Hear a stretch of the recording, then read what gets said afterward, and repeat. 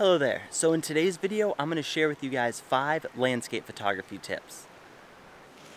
So these tips are pretty much focused for beginner photographers, but also if you're an intermediate or advanced photographer, you might be able to come away with some valuable information.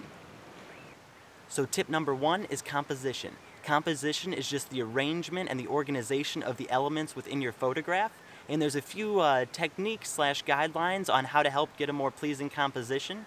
So the first one is the rule of thirds. The rule of thirds is kind of like a tic-tac-toe looking board, and when shooting landscape photography, you want to try and put your horizon line on the bottom horizontal line or on the top horizontal line. This makes it a little bit more pleasing to the eye for the viewer of the image, rather than putting it just right in the middle. But sometimes you do want to put it in the middle for an artistic choice or if you're doing a reflection.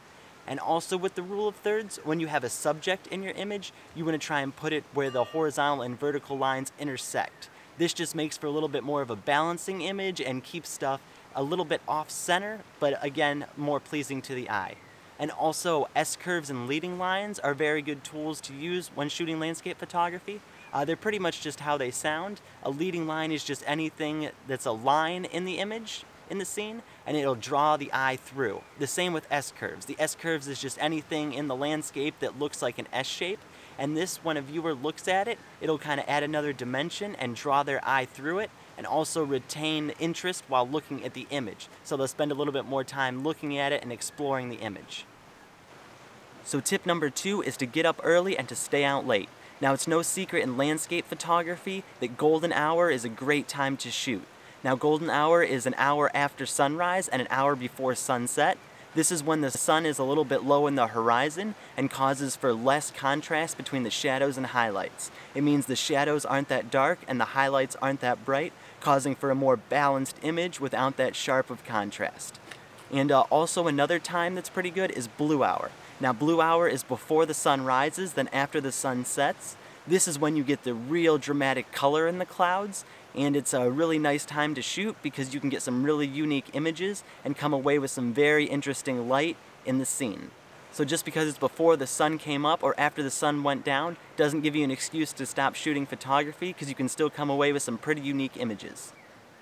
So tip number 3, and the tip that's helped me progress most as a photographer, is to just take a lot of images. When you're at a location, you want to try different viewpoints, so try taking the image standing up, getting low to the ground, moving a little bit to the left, moving a little bit to the right, and just try all sorts of different compositions. And then when you take the images back to the computer and review them, you can kind of figure out which ones you like the best and then why you like those images the best.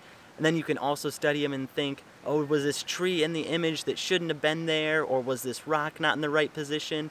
And then study them, and if possible, go back to the location and reshoot it again with that knowledge, or just use that knowledge on your next shoot so you can come away with a better and more pleasing photograph. Now, tip number 4 is to invest in a good tripod. Now, you don't want to get a cheap $20 Walmart tripod, because those just aren't good and aren't sturdy. Because as landscape photographers, we shoot a lot at sunrise and sunset, and that's when the light's not that bright, so we're forced to use slow shutter speeds.